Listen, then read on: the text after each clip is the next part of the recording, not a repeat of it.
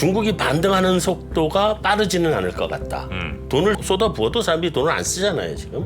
이 유동성 함정인데 이걸 살려주려면 본질적으로 중국이나 우리나 어느 나라다 집값이 올라줘야 돼요. 근데 양극화 절대 용납 못하고 거의 이제 교조주의거든요. 그러면 십몇 년째 해온 일인데 이거 지금 멈추지 않을 것 같아요. 그래서 경기가 안 좋으니까 살리기 위해서 여러 가지 부양책이 나오지만 본격적인 주택가격의 반등세를 이끌고 올 수 있을 정도의 부양책을 쓰지는 않는다고 보면 우리 경기는 바닥은 통과했지만 좀 느린 U자형의 회복세로 가지 않을까.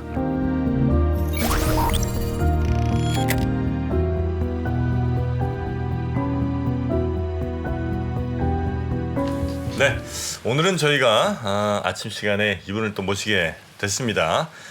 스튜디오가 밝아진 느낌입니다. 락 한 분 모신 것 같은데. 피스. 예, 지속가능연구소의 한상환 소장님 모시겠습니다. 어서 오십시오. 안녕하세요. 네, 안녕하세요. 반갑습니다. 네. 멋지십니다. 감사합니다. 네. 그 티셔츠 어디서 사시는 거예요, 도대체? 많이 팔아요. 아, 그래요? 네. 홍대 뭐 이런 데서 사신 건가요? 뭐 그런 데도 있을 겁니다.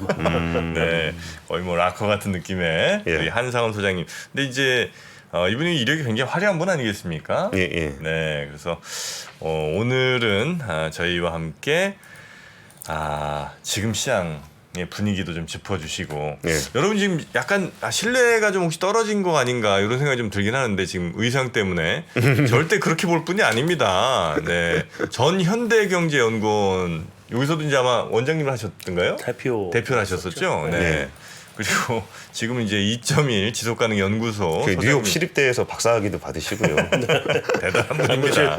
뭐 때문에 자꾸 이렇게 변명을 하시는 것 같은데 뭐 이력 가지고 변명해봐야 소용없고 내용 가지고 얘기를 하시는 내용으로 거지. 좋습니다. 자, 그럼 지금 우리 시장이 한참 이제 2차 전지와 뭐 AI 로봇 뭐 요 정도로 이제 한참 올 상반기 쫙 잘 올라오다가요. 네네. 지금 이제 약간 그 거품이 살짝 이제 걷어지는 느낌 같은 걸 느끼시는 우리 시청자분들, 투자자분들이 좀 많은 것 같습니다. 네. 지금 현재 시장을 어떻게 좀 보고 계십니까? 어떤 성격으로 보고 계시고요? 일단 뭐 시장 자체는 네. 8월달 아니에요? 다 휴가 가야죠. 휴가예요. 시장도 좀 쉬어야 되지 않을까요? 상반기 내내 시장 자체가 주식 시장은 너무 많이 올랐죠. 이렇게 달린 시장이 이제 아직 금리 인하 들어간 것도 아니고 금리 인하 이제 끝에 왔다는 분위기 하나만 가지고 이렇게 달린 거잖아요. 네. 그렇죠. 잘 달렸죠. 잘 달렸으면 이제 목에 숨도 차고 이렇게 좀 쉬어 가야죠 아무래도. 저 그 정도로 보고 있습니다. 특별히 뭐 안 좋을 것도 없고 다만 네, 이제 네. 그동안 열심히 달린 거 이제 잠깐 이제 숨 돌리게 하고 네. 그럼 다시 달립니까? 아니면 숨 돌린 김에 그냥 누워서 좀 잡니까? 조금 잠은 좀 자고 일어나서 가야 되지 않을까 싶긴 낮잠 한데. 잠깐 잡니까? 네, 잠깐 잘 것 같은데 저는 뭐 주식시장 자체보다는 네. 미국 경기를 예. 한번 좀 보고 싶어요. 그래서 요 PPT를 한번 올려줘 보시면 요 화면 여기요. 제 거는 올라와 있는데 네. 그랬죠. 네. 이거 보시면 이게 뭐냐면 미국의 베버리지 커브라고 해가지고요. 무슨 컵을 저렇게 지저분합니까? 지저분해요. 근데 네. 이게 이제 월간 지표들이고 그 종축의 기업의 구인율이 서 있고요. 횡축의 실업률이 있습니다. 이렇게. 구인율과 실업률. 네, 그러니까 이거는 기업이 사람을 뽑아야 되는데 네. 아직 못 뽑고 있는 사람들의 퍼센티지. 네. 예. 여기는 이제 실업률 밑에는 네. 실업률은 뻔히 아시는 거고. 네. 근데 이게 뭐냐면 이제 우리나라 같은 데는 제조업이 강한 나라다 보니까 예. 재고 출하 지수 가지고 사이클을 만들면 경기를 정확하게 보거든요. 재고 출하. 네, 예, 재고 증가율, 출하 증가율을 놓고 보면 이제 경기가 좋을 땐 재고 증가율도 높고 출하 증가율도 높은 게 경기가 고점이고 경기 저점은 둘 다 마이너스고. 재고도 많고 출하도 많고. 그게 고점이에요. 그럼 생산도 많고 소비도 많다는 얘기네요. 그렇죠. 재고를 계속 물건을 사가니까 재고를 네. 기업들이 계속 싸가지고 나가거든요. 근데 팔려고 하니까 출하 증가율도 높은 거죠. 그럼 그게 경기 고점이에요. 근데 그러다 이제 경기 저점으로 가면 있는 재고 밀어내기 하거든요. 근데 잘 팔리지도 않아요. 그러니까 출하도 줄고 재고도 마이너스고. 그 재고가 마이너스 되는 것도 계속적으로 생산도 안 하고 있는 생산 거죠. 안 하고 이제 장사 안될것 밀어내기 같으니까. 하니까. 네, 그게 이제 우리 같은 나라는 그걸로 보는데 미국은 제조업이 없잖아요. 그렇죠. 애플도 제조업 회사가 아닙니다. 그 서비스업이고 네. 제조업은 중국에 있잖아요. 폭스콘이 미국에 생산 안 하죠. 그렇죠, 그렇죠. 그러니까 미국은 그래서 재고 출하 사이클로 보질 않고 이 베버리지 곡선을 가지고 보면 경기를 거의 정확하게 보여줘요. 그래서 경기 고점에는 구인율이 높고요. 예. 사람 뽑고 싶은데 다 못 뽑은 거예요. 사람 많이 뽑아야 되는데. 예. 다음에 실업률은 낮습니다. 이렇게 3 이렇게 내려오죠. 그래서 여기 경기 고점이 왼쪽 위입니다. 구인율은 높고 실업률은 낮고. 아, 예. 여기가 경기 고점이고요. 반대로 경기 저점은 기업이 사람 안 뽑아요. 구인율이 낮아요. 부인이 낮아지고 실업이 실업은 높아지는. 예. 이게 경기 저점이에요. 이게 서비스 중심 국가의 경기 사이클을 아주 정확하게 보여주는 그 곡선인데 이제 베버리지라고 하는 경제학자가 만들어내는 곡선이에요. 정확하게 보여줘요. 지금 우리가 어디 있냐면 여기 있어요. 내려오고 있는 시점. 네. 예. 아 찍었다 높이 한번 고점 찍었다 그러니까 내려오는 지금 내려오고 있어요. 실업률이 높아지진 않는데 구인율은 좀 낮아지고 떨어지고 있는 거. 예. 그러니까 요거 간단하게 설명을 드리면 현재 경기가 어떻고 앞으로 어떻게 갈 건지에 대해서 거의 정확하게 보실 수 있고 연준의 파월 의장이 왜 저렇게 자신만만해 하는지를 아실 수가 있어요. 이걸 보면 간단히 설명을 드릴게요. 요 때가 언제냐면 2001년 뭐 요때예요. 요때가 2001년?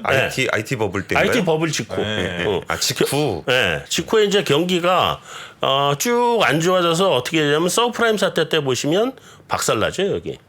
실업률은 매우 높고 구인율은 매우 낮고. 네, 예. 여기 서브프라임 사태 때까지 온 거예요. 근데 경기가 점점 이쪽으로 가면 좋아지는 거예요. 이렇게 위로 가면.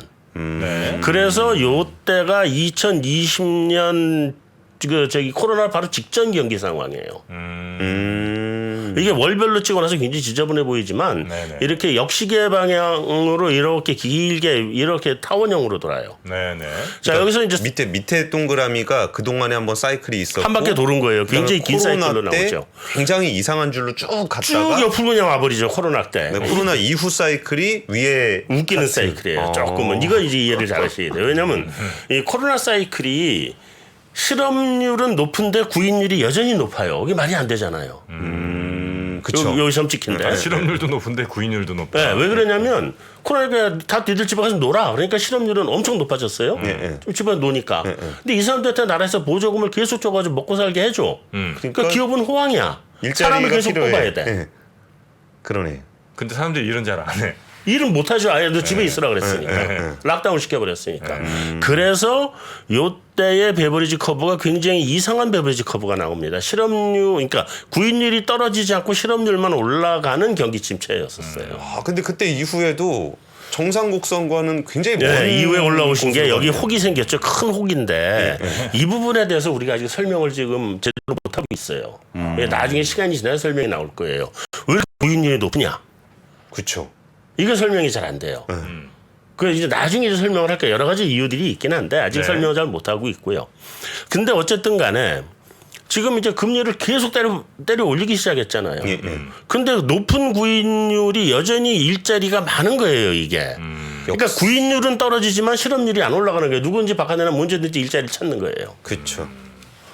그래서 구인율이 다 떨어져서 여기까지 오면 그다음부터 실업률이 올라갈 거예요. 근데 이만큼 아직도 슬랙이 남아 있잖아요. 그렇죠. 그러니까 구인율이 더 떨어져야 되는 거거든요. 실업률이 올라가려면. 네. 그러니까 미국 연준이 자신만만하지 않겠어요? 일자리가 많아서 사람들이 다 일을 해서 소득이 생기는데 경기가 어떻게 꺾여요? 그러니까 물가만 신경 쓰면 된다는 거죠. 물가만 신경 쓰면 되는 건데 이 물가도 요즘 제가 지난번에 나와서 말씀드렸잖아요. 올해 요맘때쯤 가면 CPI 헤드라인 기준으로 3%대 내려올 거라고 제가 말씀을 드렸었는데 예. 3% 내려왔잖아요. 맞아요. 네.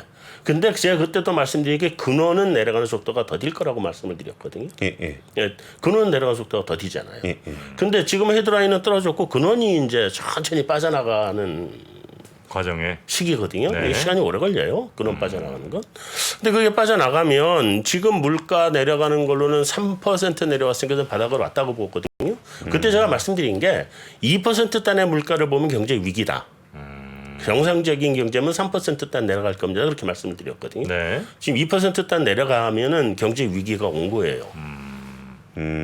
그래야 물가 급락이 생기는 거예요. 앞에 이자 찍으면 안 좋은 거예요? 안 좋은 거예요, 오히려. 근데 이제 이자를 안 찍었잖아요. 이게 경제 위기가 안 온 거거든요. 안 오고 지금 정상적으로 물가가 떨어져가는 상황이기 때문에 네. 제가 보기에는 연준이 그때 와서 제가 연준 욕을 무지하게 했는데 제가 보기에는 연준이 여전히 기회는 있다. 잘하면 골디락스를 만들어낸다. 잘하면 우리가 생각할 수 있는 여기서 생각할 수 있는 골디락스는 어떤 상황이에요? 물가는 내년까지 가면서 점진적으로 하락을 할 거예요. 천천히. 네. 예. 웬만만 하면 물가는 내년까지는 하락을 해요. 점진적으로. 그런데 그 경제는 침체가 안 오는 거예요. 거의 노랜딩으로 갈 수도 있어요. 아니면 침체가 오더라도 약한 침체. 연준이 잘하고 있는 겁니까? 연준이 잘 하고 있는 것보다는 경제가 잘 버텨준 거죠. 왜냐하면 제가 그때 와서 말씀드린 게 이런 식으로 금리를 무지하게 빨리 올리면 어딘가 망가진다고 말씀드렸거든요. 근데 이번에 터진 게 이제 어디가 터졌냐면 중소 지방은행들이 터졌잖아요. 그렇죠. 그걸 잘 때려 맞고 가고 있는 거예요. 어디가 지난번에 패그웨스트 자빠진다 그러니까 주말에 곧바로 캘리포니아 은행한테 넘겨버리고 이래가면서 이게 문제가 커지지 않도록 막아가면서 가는데 미국 경제가 다른 부분들이 워낙 튼튼하다 보니 이게 어딘가 어려운 데가 나왔는데 어려운 데가 이게 죽어도 미국 경제 전체에 큰 영향을 미치지 않는 섹터가 어려워진 거죠. 중소형 은행들.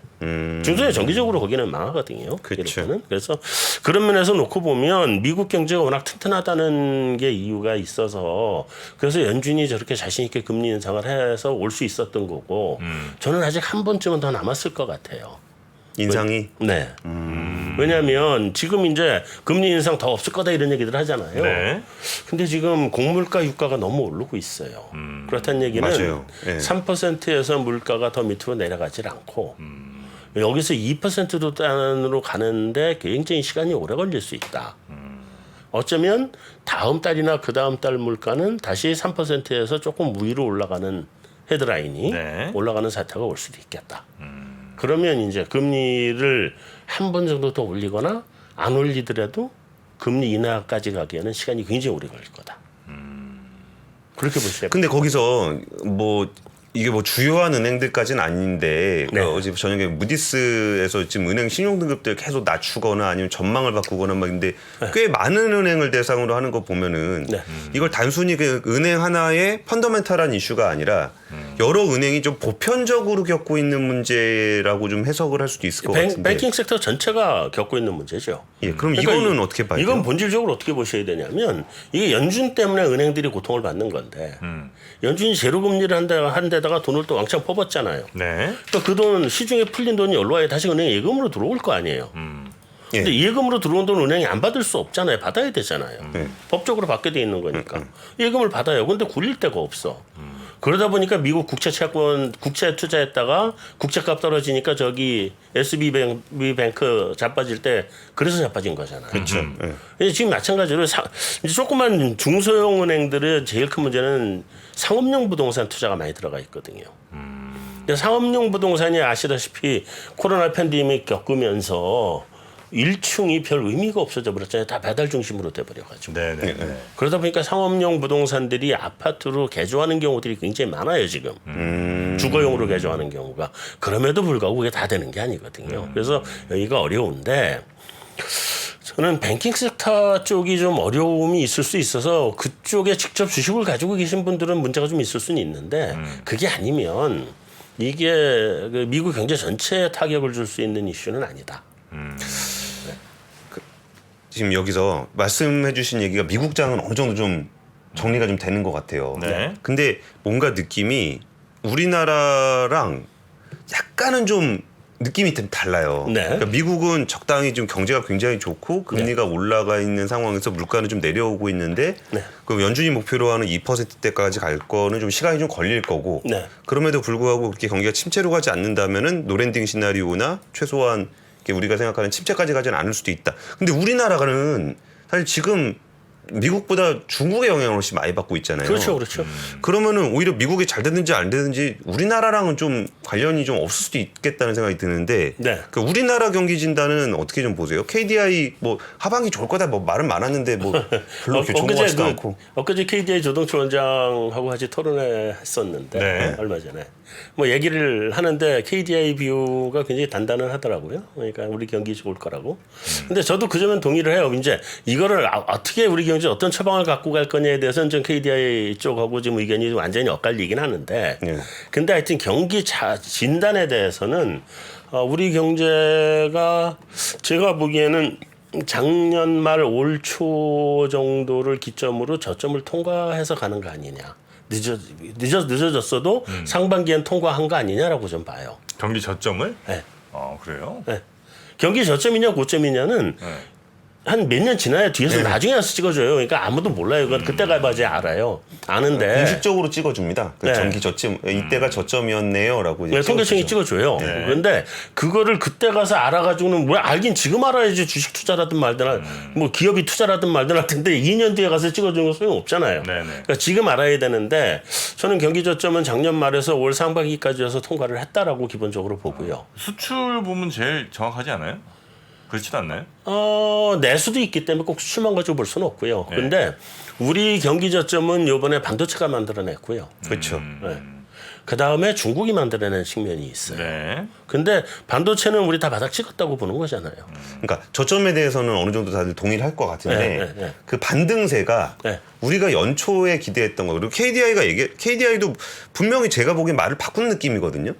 이게 경제 성장률 지표나 이런 게 저점에 대한 건 얼추 동의가 되는데 네. 사실 KDI가 그때 보여줬던 그거는 조금 더 세게 반등하는 느낌이었는데 네. 말을 슬슬슬슬 해고 하반기도 뭐 반등은 경기 반등은 느릴 거예요, 우리. 드릴 거다. 네, 느려요. 그러니까 바닥은 통과했다. 저는 그 점에 대해서는 동의. 예. 근데 반등의 속도는 느릴 거다. 왜냐하면 미국이 경기가 조금은 가라앉아 들어가는 분위기거든요. 노랜딩이라고 하더라도 예, 성장 속도가 미국은 좀 하향으로 가서 네. 안정화되는 속도가 나올 거고 그래야 골디락스로 가는 거니까요. 그러니까 저물가 중성장이 골디락스잖아요. 그러니까 미국이 중성장 구조로 가게 되면 약간 좀 견인하는 힘이 떨어지고 중국은 반등을 하지만 중국이 반등하는 속도가 빠르지는 않을 것 같다. 그 이유는 그러니까 일단 중국 경제 전체가 지금 유동성 함정에 빠져 있는 거잖아요. 그쵸. 돈을 쏟아 부어도 사람들이 돈을 안 쓰잖아요, 지금. 이 유동성 함정인데 이걸 살려주려면 본질적으로 중국이나 우리나 어느 나라다 집값이 올라줘야 돼요. 근데 시진핑 주석께서 지금 거의 그분 교조주의적 공산주의잖아요. 그렇죠. 네. 네. 청년들이요 시골에 가라 뭐 이런 거. 네. 그리고 양극화 절대 용납 못하고 그러니까 공식적으로도 그렇지만 또 정치적으로도 그거를 하는 뭐 이유가 있다고 그러긴 하던데 거의 이제 교조주의거든요. 그러면 부동산 가격을 구조조정을 더해서 부동산 물빼기를 더하는 거 아닌가 하는 생각이 들 정도거든요. 십몇 년째 해온 일인데 이거 지금 멈추지 않을 것 같아요. 그래서 경기가 안 좋으니까 살리기 위해서 여러 가지 부양책이 나오지만 본격적인 주택가격의 반등세를 이끌고 올 수 있을 정도의 부양책을 쓰지는 않는다고 보면 중국은 경기가 회복은 되더라도 천천히 상승하는 거죠. 아, 그렇게 되면 예. 그러면 우리는 우리가 중국에 수출이 많긴 해도 중국으로 가는 수출이 미국으로 가는 수출 굉장히 많거든요. 유럽도 가고. 그러니까 그걸 다 따져보면 그 경제가 가지고 있는 GDP 비중만큼 우리 수출이 나가요. 결국 중국을 통해서 가더라도. 그래서 미국이 25%니까 미국으로 25% 가고 유럽하고 중국이 한 17%, 18% 정도 되니까 그쪽으로 한 그 정도 가고 일본이 4% 가고 이런 식으로 가거든요. 근데 그래서 중국의 수출이 떨어진다고 하는 거는 뭐 우리한테는 안 좋은 소식인데 그 중국의 수출이 떨어진 건 보면 뭐 미국이나 유럽 쪽이 안 좋으니까 떨어질 거 아니겠어요. 그러니까 그런 면에서 놓고 보면 중국이 내수 쪽도 그렇게 아주 좋아 보이진 않고 수출도 본격적으로 반등은 아니라고 보면 우리 경기는 바닥은 통과했지만 좀 느린 이게 U자형의 회복세로 가지 않을까 하는 게 제 기본적인 관점입니다. 그러면 이 상황을 조금 더 오래 끌고 가겠군요. 이 정도 경기 상황을. 좀 그럴 것 같아요. 올해는. 그래서 올해 경기는 그렇게 아주 좋지는 않을 것 같고 섹터별로 그 냉탕하고 온탕이 확실하게 구분이 되는 하반기도 될 것 같아요. 올해 전체. 예, 섹터 얘기도 좀 해주세요. 그러니까 분명히 반도체가 그 경기를 주도하긴 할 건데 네. 나머지 섹터들은 사실 그 경기로만 보면은 반도체에 가려서 잘 안 보이잖아요. 네. 근데 그러면은 나머지 섹터들은 이게 뭐 예를 들어 자동차나 이런 거는 여전히 좋았었잖아요. 좋았죠. 그러면 이게 섹터별로는 좀 어떻게 봐야 돼요? 근데 자동차는 뭐 일단 신차가 나갈 수 있는 여건이 됐으니까 그런 거는 좀 당분간은 더 좋을 수 있다고 보고요. 근데 섹터로 놓고 보면 우리 주식시장에서 주가가 너무 올랐다 떨어져서 다들 섹터 망했네 이렇게 생각하실지 모르겠는데 2차전지 섹터 같은 건 경제 자체는 여전히 고성장을 가는 거거든요. 그렇죠. 거기는 뭐 펀더멘탈 자체는 계속 성장하고 주가가 있죠. 미리 다 반영을 했다가 지금 좀 조정받는 것뿐이지. 조선 좋잖아요. 좋죠. 이게 중후장대 쪽 좋거든요 지금. 그런 쪽 좋고 그래서 전반적으로 그런 쪽 섹터들은 이제 기본적으로 좀 좋을 것 같고 반도체 회복 가는 것 같고. 근데 그 이외에 다른 뭐 화학이라든가 이런 쪽은 여전히 좀 더딜리지 않을까라고 이제 사실은 우려를 하는 거죠. 왜냐하면 중국인들이니까. 중국이 살아야 화학이 같이 살아주는 거거든요. 그런데 그게 아니라서 중국하고 직접 맞상대를 해야 되는 산업은 좀 냉탕에 좀 당분간 더 갈 것 같다. 근데 조선은 중국하고 우리가 맞붙어 있는 데잖아요. 그럼에도 불구하고 우리 조선은 지금 여건이 너무 좋다. 예. 왜냐면 경기가 안 좋으니까 철강 가격이 낮으니까 원가 철판 가격은 낮은데 우리 LNG선에 대한 수요라든가 이런 거 엄청나게 많은 거잖아요. 그러니까 이제 그런 쪽은 그래서 좋은 거고. 그래서 이제 그런 정도로 놓고 보시면 반도체는 반등이 좀 이번에 좀 세지 않을까 싶기는 해요. 세게 보세요. 예전에 세게 봐요. 시간은 좀 걸리더라도 세게 나올 거다라고 봐요. 왜냐하면 우리 코로나 때 반도체 수요가 막 늘었다가 다들 컴퓨터 다 재택하느라고 다 장만한 거잖아요. 그거 반대로 이제 다 줄었다가 완전히 다 줄었으니까 이제 좀 세게 나오겠죠 다시. 이번에는 이게 좀 요철이 심할 것 같아서 이번에 반도체 쪽은 좀 세게 나오지 않겠나 싶은 생각은 해요. 그래서 경기는 전반적으로 놓고 보시면 그런 정도로 보시면 뭐 큰 흐름은 맞는 것 같고요. 이제 그러면 우리 국내 경기를 보고 나면 이제 국내 경기하고 또 관련된 게 우리 부동산 시장에 관련돼 있잖아요. 부동산, 네. 안 그래도 그거 여쭤보고 싶었어요. 산업은 대충 섹터 평균 내보면은 점진적으로 이렇게 우리가 생각했던 것만큼 세게 좋아지진 않지만 서서히 올라올 거라는 거고. 네네네. 그럼 이런 것들을 다 포괄적으로 반영을 하게 되는 부동산. 그렇죠. 부동산이 사실은 좀 오늘 부동산 얘기를 많이 하려고 했는데 앞에 딴 얘기하다가 지금 부동산이 좀밖에 못 하게 될 것 같은데 간단하게 정리를 해보면 저는 이렇게 생각을 해요. 부동산이 좋아야 우리 내수가 좋아지거든요. 소비가 늘고. 그래요? 그렇죠. 그렇죠. 아무래도 우리 소비의 한 60에서 70% 정도가 저거예요. 그 소득. 예. 그 다음에 나머지 한 절반 정도가 부채예요. 그리고 나머지 절반 정도가 자산이에요.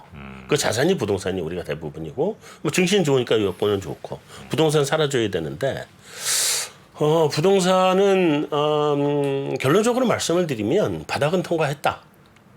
예. 그래요? 네, 바닥 통과했어요. 벌써 바닥인가요? 상반기 바닥이었죠. 부동산은 이번에는 왜 제가 바닥을 통과했다고 보냐면 지난 서브프라임 사태 때하고 사람들 자꾸 비교하시는 분들 많을 텐데 서브프라임 사태하고 지금 본질적으로 달라요. 서브프라임 사태 때는 부동산이 망가지고 금융이 같이 망가지면서 그쵸. 온 위기잖아요. 이번에 부동산이 망가질 생각이 없었어요 원래. 금리를 인상하면서 사람들이 놀라서 자산 가격이 조정을 받는 것뿐이에요 이번에. 네. 그리고 이게 부동산이 망가지려면 미국 가계가 건전하지 못해야 되는데 미국 가계 부채는 사상 역대 최고로 좋아요 지금. 그게 바탕이 돼서 미국 소비도 끌고 나오는 거고. 그렇기 때문에 이번에 부동산이나 가계의 자산이 가계 부채가 문제가 돼서 터진 게 아니라서 부동산은 조정을 받는 거지 이번에는 터지는 게 아니거든요. 터지려면 우리가 터질 수가 있었죠. 가계 부채가 많으니까. 근데 우리가 그래서 한국은행이 이번에 한국은행 이창용 총재께서 굉장히 잘했다고 보는 게 금리를 선제적으로 우리 한국은행은 이창용 총재 전부터 좀 조금씩 올려왔잖아요. 계속 시장에 계속 메시지를 줬단 말이에요. 그리고 이번에도 많이 안 올렸잖아요. 여기서 금리 많이 올렸으면 충격이 컸겠죠. 그래서 저는 부동산 조정은 일단은 끝났다. 근데 그럼 앞으로 어떻게 갈 거냐의 문제잖아요. 예. 앞으로는 일단 지방하고 수도권은 좀 차별화된다. 네. 그러니까 우리는 원래 지방하고 수도권이 같이 안 갔었어요. 따로따로 네네네네. 갔었어요. 근데 지난번 장에 이상하게 같이 간 거예요. 따로따로 가요 원래. 그래서 요번에 이제 다시 차별화는 될 거다. 이제 수도권하고 지방. 여기서 차별화라 하면 사이클이 다른 거죠. 수도권이 먼저 살고 나중에 수도권이 꺾일 때쯤 돼서 지방이 올라오고 사이클이 차별화될 거예요. 네네네. 반등은 좀 같이 좀 조금 하겠지만 그래서 지방은 당분간은 좀 전반적으로 좀 어려울 것 같은데 수도권은 바닥을 찍은 것 같고 다음에 근데 그 서울 저 부동산이 이렇게 많이 빠진 거 30% 이렇게 빠진 건요. 네. 금리의 영향은 당연히 있죠. 금리가 트리거가 되긴 했지만 사실 올랐던 것 때문에 빠진 거 아니에요? 그렇죠. 다 올랐던 것 때문에 빠져요. 그렇잖아요. 그러면 네. 빠지는데 네. 그게 부동산이 위기로 가려 그러면 가계 부채가 같이 터져야 돼요. 네. 그렇죠. 근데 가계 부채는 안 터졌거든. 미국의 가계 부채 안 터졌잖아요. 서브프라임 때 보면 미국이랑 유럽이 다 터졌어요. 가계 부채가. 예. 하나도 안 터졌잖아요. 근데 이번에 그쪽이 안 터지고 있기 때문에 외부 충격이 없는 데다가 우리가 가계부채가 많은데 한국은행이 금리를 올려도 상대적으로 적게 올렸기 때문에 예. 견딜 수 있을 정도 내에서 끝나는 거예요. 지금. 네네네네. 네. 그래서 그렇다고 보면 서울이라고 그러면 이제 다 좋으냐 수도권이라고 다 좋으냐 꼭 그렇지는 않고 여기도 차별화될 겁니다. 네. 뭐 강남 같은 데는 우리 뭐 말할 필요가 없으니까 빼고 나서 보면 주로 어디가 이번에 좋을 거라고 보시면 되냐면은요. 일기 신도시들. 거기가 어떻게 된다고요? 일기 신도시들 중심으로 올라갈 거예요. 재개발 재건축 막 들어가면 재건축 이슈, 재개발 네네네. 이슈 가지고 이제 가기 시작할 가능성이 이제 커요. 그러면 일기 신도시에 들어가는 데가 어디냐면 뭐 일산, 분당, 일산, 네, 과천. 평촌, 목동, 과천은 상당히 많이 개발을 했거든요. 그래서 이거 네네네. 약간 좀 약할 거고 그다음에 또 어디가 들어가냐면 상계동이 들어가요. 상계 노원. 네네네. 네. 노원역 중심으로 한 상계 거기가 원래 그 옛날에 이철희 장영자 다니면서 무색에 준비하던 데거든요. 네. 거기도 신도시 중에 하나예요. 제일 이상하게 개발이 돼서 그렇지. 네네네. 근데 전반적으로 그쪽이 하나의 메타를 형성하면서 부동산 시장은 갈 것 같다. 이게 제 생각이고 그래서 상반기에 바닥을 찍었는데 지금 이미 막 오르는데 많이 올랐어요. 네. 그래서 부동산을 좀 장만하셔야 되는 분들은 급하게 추격 매수는 하지 않으셔도 돼요. 이미 바닥에서 많이 올라왔기 때문에 이 추격 매수하면 부담이 가거든요. 근데 실수요라고 하면 네. 이제 그 매수를 고려하셔도 괜찮을 것 같다. 네. 알겠습니다. 자 이제 또 저희 시장이 시작하기 때문에 우리 소장님 여기서 아쉽지만 좀 보내드리고요. 바로 좀 모시도록 하겠습니다. 예. 자 우리 한상원 소장님 조만간 다시 모셔서 부동산 얘기 좀 더 자세히 들어보도록 하죠. 네. 오늘 대단히 고맙습니다. 네, 수고하셨습니다. 감사합니다. 복잡하고 어렵게 느껴지는 재무제표와 용어들.